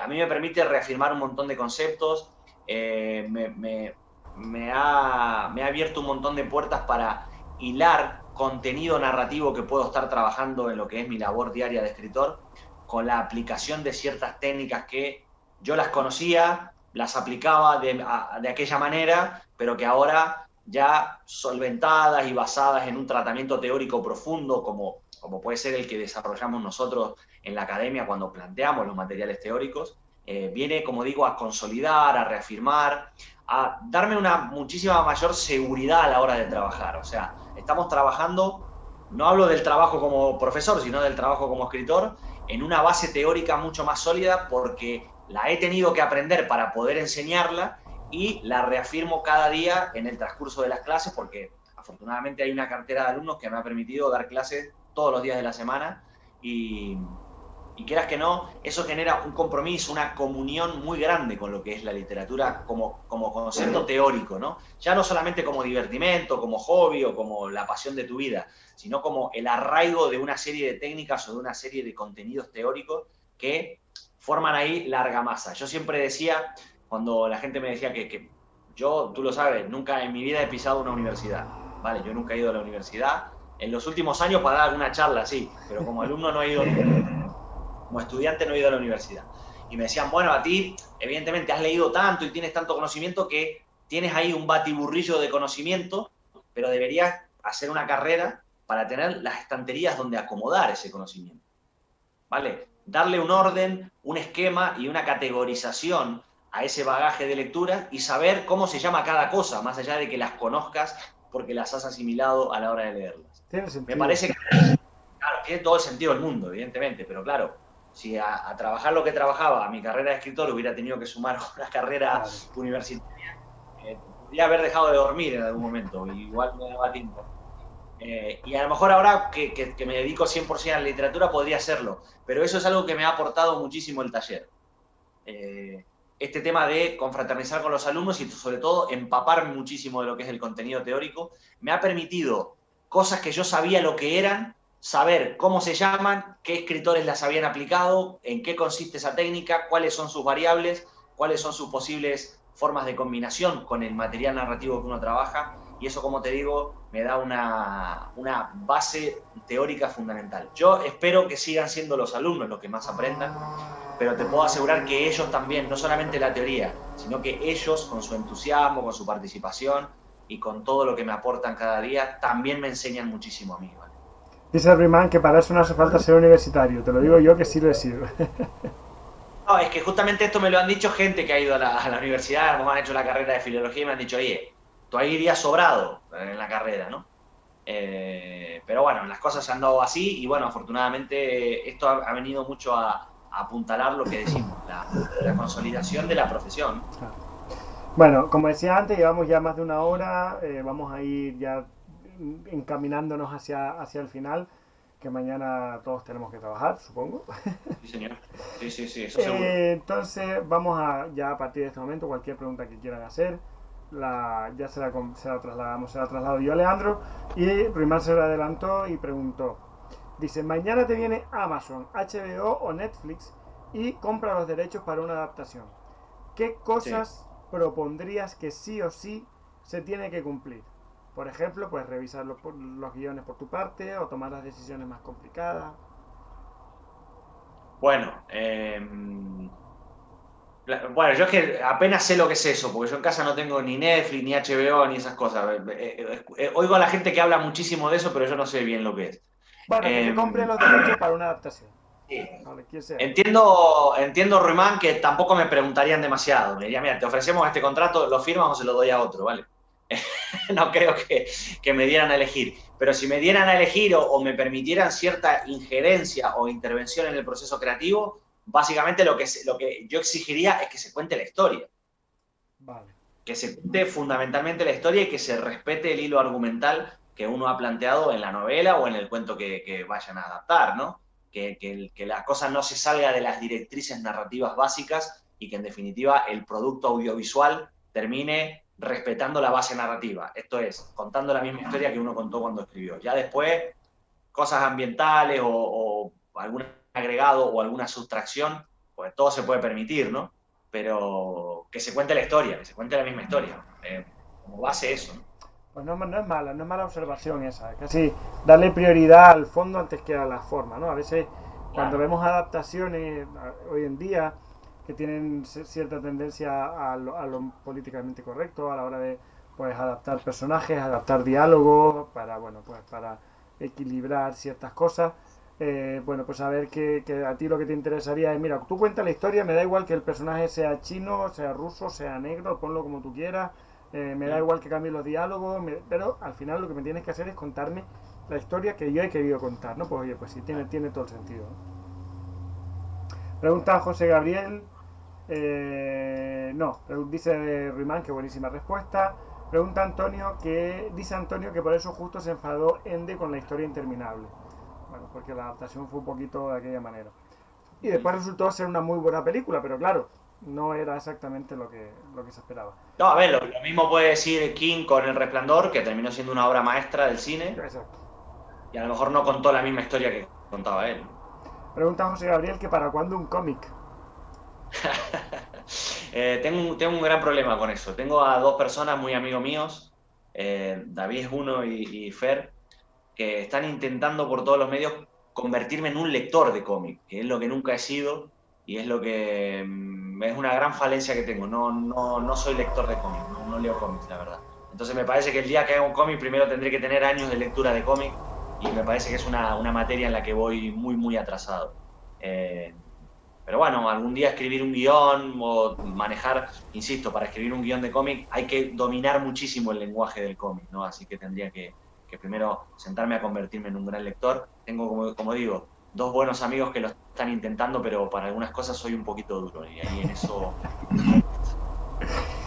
Pues precisamente dice David, dice, ¿cómo es que te aventuras a escribir acerca de vampiros clásicos cuando el público objetivo va a ser mucho menor y sobre todo mucho más exigente? Eso sí, te vamos a Vale, adorar. excelente pregunta, excelente. A veces esto se pregunta mucho, ¿no? ¿Cómo se combina la pulsión creativa o la sinceridad creativa con cuando ya eres un profesional, valorar lo que el mercado exige o lo que el mercado espera? Como siempre digo, como no hay una fórmula mágica, como no hay una bola de cristal, como no hay un oráculo de Delfos que te diga qué es lo que el público espera, lo mejor es hacer lo que te apetece y luego pues tendrás el público que tendrás, ¿no? Pero sí estoy de acuerdo con David en que este tipo de tratamiento de la materia sí está dirigida a un público muy exigente, ¿vale? Un público que tiene por lo general una muy buena formación en lo que es literatura de terror clásica y que pueden estar atentos a cualquier metida de pata o a cualquier salida de guión que puedas tener. Para mí eso funciona más que nada como acicate, como factor de motivación. Me obliga a trabajar más, me obliga a investigar, a ser preciso, a ser quirúrgico en lo que son las expresiones, en lo que son la creación de la atmósfera. Me parece que el tener un público exigente lo que te hace es ser más exigente y por ende mejor escritor. Sí, no, si yo tuviera que elegir, prefiero un público exigente a un público extremadamente indulgente. Claro. Venga, ¿qué más preguntitas tenemos por aquí, chicos? Venga, anímense. Que ya nos vamos a ir despidiendo y saben que Leandro no es que se prodigue mucho en este No, tipo pero de formato. ha sido tan agradable que igual podemos repetir de aquí a un Le está tiempo. cogiendo el gusto, ¿eh? Sí, poquito a poco. Bueno, así a modo de recopilación, Ujú. recordar simplemente eso. Leandro ha presentado a lo largo de este mes, a finales del mes pasado y principios de este mes, si no recuerdo mal, ¿no? Sí, Dos a ver, novelas Mares cortas. Prohibidos la presentamos el 8 de noviembre en la feria. Exacto, noviembre. Y el Vástago del Mal estaba prevista la presentación en el Horror Fest, pero como se han cancelado los eventos presenciales, algo vamos a hacer. Eso te iba a Algo decir, por vamos a cierto, hacer. respecto al Horror Fest, algo hay, algo vas a hacer en el Horror Fest. Eso ya se Sí, sí, hizo, hay una conferencia sobre H.P. Lovecraft, su influencia, que la damos un poquito entre Eduard y yo, pero su influencia en la cultura y la literatura del siglo XX, se emitirá por vídeo, bueno, ya el canal ¿cuándo? ¿Se de... sabe ya cuándo? Bueno, se está trabajando en el canal que tiene el Horror Fest en sus Vale. distintas plataformas de redes sociales, pero para estos días debería estar. De todas maneras, posiblemente va a haber también un enlace a lo que es mi propia cuenta o mi propio canal de YouTube, donde tengo 3 cositas, pero que esta seguramente también la subiré. Es una conferencia de media horita sobre H.P. Lovecraft que creo que puede gustar. Lo que se chafó sí fue la presentación del Vástago del Mal, que estaba programada en el marco del Horror Fest, y ahora algo vamos a hacer. Haremos firmas en alguna librería de por aquí o algún eventito relacionado con la presentación del libro va a haber seguro. Pregunta David también, entre las últimas novelas de género que has leído, ¿cuál recomiendas para empezar este año que viene? ¿Se entiende? Un clásico y Bueno, otra que sea más moderna. vale, yo como novela moderna voy a recomendar una muy interesante que es la ganadora del premio Bram Stoker del año 2016, que se llama El Pescador, de John Langan. Una gran novela, Apunta. sinceramente, para lo que es el mundo del terror hoy en día. Si me permite, voy a recomendar 2 Sí, hombre. novelas actuales. Una es esa y otra es una novela muy, muy trabajada, realmente muy compleja, de un contenido casi existencialista, que es Nuestra parte de noche, de Mariana Enríquez. Publicada por Anagrama, ha ganado todos los premios habidos y por haber, el premio Herralde y otro premio más. Las dos son de temática casi lovecraftiana. La de John Langan, El pescador, está publicada en Biblioteca de Carfax y es una novela fascinante. Y esta de Mariana Enríquez, que además es compatriota mía y también es profe en Fuente Taja, somos compis de claustro, también una estupenda novela. Y clásicos que haya leído últimamente que me hayan fascinado, sobre todo cuentos, he leído muchísimos volúmenes de cuentos. Voy a elegir un compilado de lo mejor de literatura sobrenatural que escribió M.R. James, que me parece un autor a reivindicar y un autor bastante desconocido.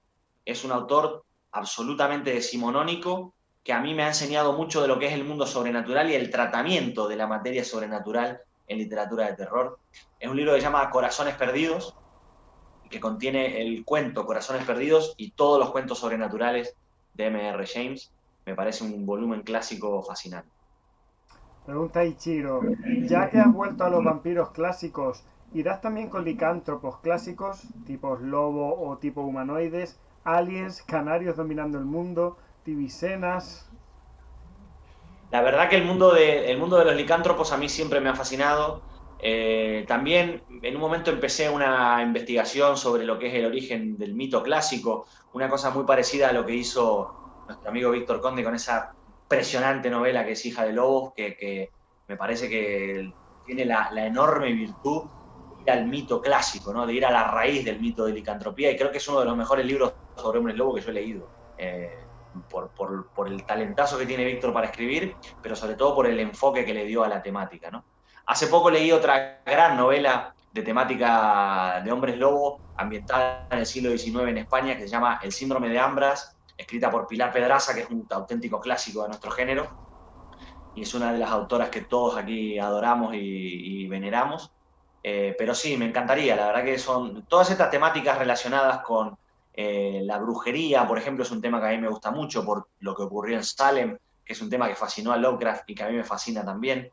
Mucho de lo que tiene que ver con el monstruo clásico sí me gustaría encararlo, pero me lo he pasado también con esto del vampiro no como reinvención del mito ni como vuelta de tuerca, sino yendo a la raíz y yendo a la iconografía típica, ¿no? A la iconografía característica, que tengo la sensación de que si encaro estas otras temáticas o estos otros iconos tan característicos del terror, posiblemente también los encare desde esa perspectiva, ¿no? Desde ir a la raíz y desde ir a lo que todos conocemos del hombre lobo, que es la luna llena, la bala de plata, bueno, o las 4 o 5 iconografías relacionadas con el mito. Dice David, Raiko, ¿habrá más relatos como Hermes? Esta pregunta para mí. Mira que me vengo arriba con esas monjas Lovecraftianas. Dice, bueno, Sí, supongo que sí. Me parece una buena forma de romper un poquito cuando estás muy enfrascado en las novelas. Y a mí es un género que me gusta. He descubierto que me gusta también mucho el misterio, el terror, la ciencia ficción y creo que es un formato súper interesante. Y no descarto que entre novela y novela sacar algún relatito largo de este tipo o alguna antología de algún recopilatorio con relatos de este tipo. Me gusta. Me gusta la experiencia, me gusta la experiencia de Germen y bueno, tengo alguna cosita más por ahí para el año que viene, un poco en esa línea. En esa línea en cuanto a formato, no en cuanto a contenido. Dice David, El pescador es una novela muy muy interesante y Nuestra parte de noche es la mejor novela de terror que he leído en los últimos años. Pues me Pues la voy a tener imagínate. que apuntar, yo es que no la conocía. Sí, sí, maravillosa. Dice, Maravillosa. Yo la leí hace un par de meses. dice José Gabriel, Hija de Lobos es brutal. Ahí estamos Mm, todos de acuerdo. brutal. Y Antonio de la Osa dice, joder, bueno, perdón, yo estoy leyendo una fricada inmensa, Drácula contra la momia, batalla por Chicago. Y estoy disfrutando como un niño, claro, pero Drácula contra la momia es una novela pulp, es otro, Full. claro, es otro concepto de novela, ¿vale? Entonces Que tiene su encanto, por por supuesto, que a mí la supuesto, por literatura supuesto, pulp me fascina. Me tiene, encanta, además tiene una ferviente legión de seguidores. Yo por no me he supuesto. metido con el género pulp, reconozco que me cuesta. No es que me cueste, es que me cuesta encontrarle hueco, Claro. porque no soy muy fan del género, pero sí que me gustaría probar alguna y concretamente Drácula contra la momia, si no recuerdo mal, es de... Ay, ¿cómo se llama este hombre? Recuérdamelo, Antonio, por favor. Ay, Dios, se me fue el nombre. Que trabaja mucho el Pero género pulp, este chico. el pulp es fascinante, ¿eh? El pulp en todas sus vertientes es fascinante. Yo que me estoy empezando a coleccionar los tomitos de Weird Tales que saca la Biblioteca del Laberinto, hay relatos fascinantes ahí, auténticos tesoros. Tony Jiménez, la Drácula contra la momia de Tony Jiménez. No, este es de... Drácula contra la momia, me da que no es de Tony Jiménez. Espérate que lo compruebo. Esto es todo lo bueno que tiene Google, que lo compruebo en un momento. Batalla por Chicago. Ah, pues perdona, si es de Tony Jiménez. No sé por qué Tony pensaba Jiménez. yo que era... A ver, de otro chico que también está publicando mucho... Ya me saldrá el nombre cuando terminemos el directo. Pero... Pero sí, sí, son las típicas novelitas que, bueno, que están ahí siempre y tienen buena pinta, muy, muy rarunas, pero con mucho encanto también. Miguel Ángel Navarro, yo estaba pensando en Miguel Ángel Navarro, Ah, gracias Miguel José, Ángel Navarro. que también le da el pulp con un nivelazo. Y Sí, sí, sí, Pablo Naranjo también publica mucho pulp. también, exacto. Pero sí, Antonio, no, perdona, no pretendía ponerte en duda, simplemente eso, que yo tenía en mente que era de Miguel Ángel Navarro. Ahí me equivoqué, me confundí yo. Bueno, pues si no quiere, si tiene alguna preguntita más para el bueno de Leandro, si no ya le suelto la cadena que lo tiene amarrado al escritorio para que se pueda ir a cenar y hacer sus cosas. Dice Leandro, dice Ichiro, cuidado Leandro que el mito del licántropo es muy erótico, dice. No te veo yo escribiendo a ti muy erótico, ¿eh? Bueno, a ver, en el tema del vampirismo no quedó otra, porque el vampirismo es erotismo y está absolutamente ligado. Pero ahí está también la forma de lo que dije, ¿no? ¿Cómo un escritor del siglo XIX contaría esto? ¿Cómo haría referencia a lo que es la atracción erótica o la fascinación erótica que puede tener la criatura del vampiro? Pues sin salirse de esos tabús o sin salirse de ese terreno que la literatura pisaba en aquellos momentos y que hoy a lo mejor tenemos versiones mucho más explícitas. No hay que olvidar que José Ramón Navas también está trabajando el tema y José tiene una formación clásica también y él apeló también a lo que fue la vertiente clásica del mito vampírico y le están saliendo unas novelas increíbles en la saga de la Mastu. Pero bueno, él a lo mejor ahí sí explora el erotismo un poco más, que es un tema que a él se le da muy bien y que lo sabe manejar, ¿no? Bueno, yo lo he manejado a mi manera, que también siempre he sido así como tú, un poco más parco en ese sentido, pero es evidente que no, me parece que es insoslayable, no puedes hablar de vampirismo o incluso de licantropía sin caer en esto que es tan carnal, porque en definitiva son mitos carnales, ¿no? Tienen que ver con una posesión de la otra persona, la posesión del monstruo hacia la víctima, que en definitiva entra en un juego de seducción y entra en un juego de erotismo inevitable de nombrar. Dice David, Bueno, dice José Gabriel que tenemos también telepatía. Es verdad que José Gabriel y yo tenemos esa conexión que tú hablabas con Melanie. La verdad que Ujú. nos compenetramos muy bien y como me leyó el pensamiento, dice eso, tenemos telepatía. Y dice David, necesito inventar una máquina o dispositivo que me permita meter la mano a través de la pantalla y llevarme alguno de esos libros que están debajo de Tulu. Bueno, voy a ampliar para que vean que hay más arriba, ¿vale? Y hay y otra estantería más, ¿vale? Todo eso es Valdemar. Eso es Valdemar, sí, señor. David, no hace falta inventar nada, vas a una librería y ahí están. Bueno, estos son, Lo a que hay que ver, tener perras, porque no son libros baratos, la verdad. no, sí, aparte lo que yo siempre digo es que mi máximo orgullo no es tenerlos, sino haberlos leído, que aquí no se trata solo de coleccionarlos, ¿vale? Lo importante es leerlos. Correcto. Lo que no hagas como yo, con los libros sin leer, madre mía, qué vergüenza. Bueno, gente, venga, lanzamos la última preguntita. Dice David que tiene los suyos, pero que ni de lejos. Es que hacer esa colección, a Leandro le ha llevado años sacar esa colección adelante, ¿eh? Sí, sí, sí, la verdad que, bueno, ahí seguimos, ¿no? Porque en realidad ellos están haciendo un trabajo espectacular. Yo creo que son gente que saben trabajar muy bien y están muy atentos a lo que nosotros, los amantes del terror clásico y del gótico clásico, necesitamos, ¿no? Todo aquello de ese vacío que hemos visto en otras editoriales, Valdemar creo que lo ha venido a llenar y mucha de esa formación clásica que hablamos está aquí, o sea, yo en la editorial que a lo mejor que más me ha enseñado, que por supuesto tengo ahí otras estanterías con libros de... Pero es como que esto se presta más a lo que es el afán coleccionista, ¿no? Sí, sí, no, luego dice Chiro, deshonra sobre ti, deshonra sobre tu Alamar, bueno, por lo de la lista de libros pendientes. Bueno, gente, vamos a Bueno, dejarlo por hoy, 1 hora y media, yo creo que es tiempo más que suficiente para robarle al bueno de Leandro. Que vuelva Carmila, la madre de Drácula. Dice Hammer 255, buenas noches. Una preguntita, dice, ¿qué opináis del LARP? Acabo de ver un documental sobre una escuela danesa que usa el LARP todo el rato como herramienta educativa y me ha dado mal rollo. No tengo ni idea de lo que es el LARP. ¿Tú sabes lo que es el LARP, Leandro? lo siento, yo tampoco, lo siento. Dame un segundo solo. Me pilla aquí descolocado totalmente. Vamos a investigar muy rápidamente. Ah, te refieres al rol en vivo. Vale, vale, vale. Ah, Vale, vale. Rol en vivo, entiendo, ¿no? Que es algo todo para el LARP y soft combat. hombre, ojo, mal rollo da, aún sin saber lo que es exactamente. Habla de, entiendo que es rol en vivo. Él no lo podrá confirmar ahora. Eh, Hammer 255, coméntanos, confírmanos que estás hablando de rol en vivo. Sí, correcto. Usar el rol en vivo como herramienta educativa. Yo por lo menos. No lo veo. No es No que lo no lo veo. vea, es que no conozco. O sea, conozco algo de rol en vivo, pero no conozco su implantación dentro de la educación, por lo tanto no puedo opinar. Ahí yo supongo que habrá cosas. A ver, el rol en vivo se usa en la educación, con los niños sobre todo. Se trabaja mucho la interpretación de roles. De ahí a pasarnos al rol en vivo, que tal y como lo conocemos, eso, Rolero, claro. en los roleros, ya ahí no me atrevo a opinar porque desconozco totalmente. David Calpa se despide. Buenas noches, David. Gaby, abrazo grande, amigo. Estamos en contacto, ¿ok? Dice que se le saltaron las lágrimas cuando anunciaron que traían el volumen de Algernon Blackwood. Sí, totalmente. Totalmente, está aquí.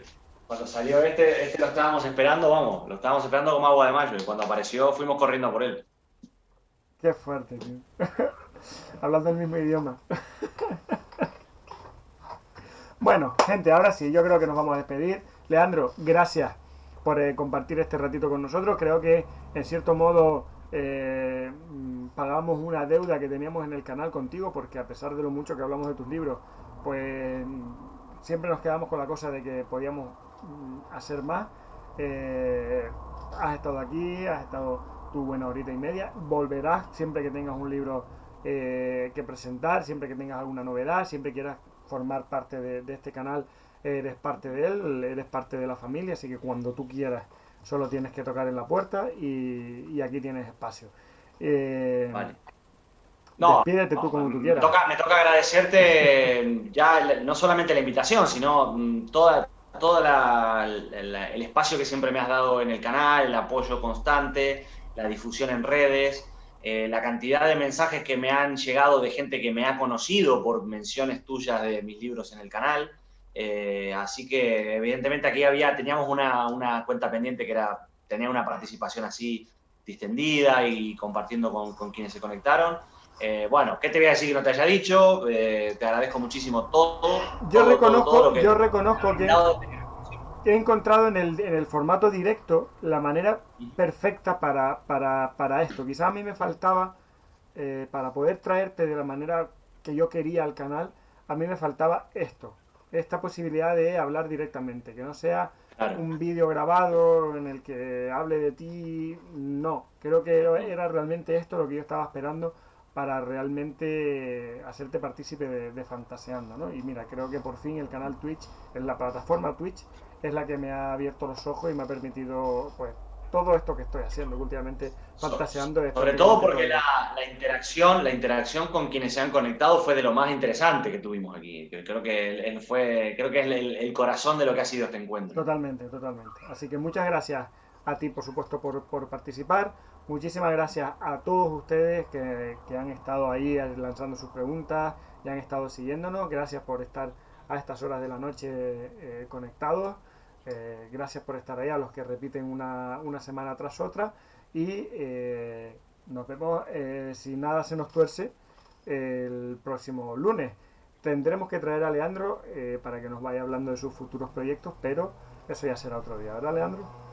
Sí, sí, por supuesto. Yo quiero mostrar mi disponibilidad y lo que siempre he querido mostrar, un poco la cercanía con los lectores y que sepan que a través de redes sociales o de las formas habituales que tenemos de contactar, bueno, que tienen accesibilidad para preguntarme o para interactuar conmigo, pero por supuesto que me encantaría volver y cuando vayamos sacando cositas, ya te iré a tocar la puerta y decirme, oye, déjame entrar otro rato para hablar con la gente. Pero te agradezco muchísimo, Raiko, y por supuesto a todos los que se conectaron por participar, por preguntarme, por todas las palabras que me han dedicado y que muchos de ellos también me brindan su apoyo constantemente a través de redes y a través de mensajes que eso me alimenta y me ayuda muchísimo a trabajar. Pues nada, gente, lo dicho. Hasta el próximo lunes, por mi parte nada más. Hasta el próximo vídeo. Abrazo grande, un saludo a todos. Chao, chao.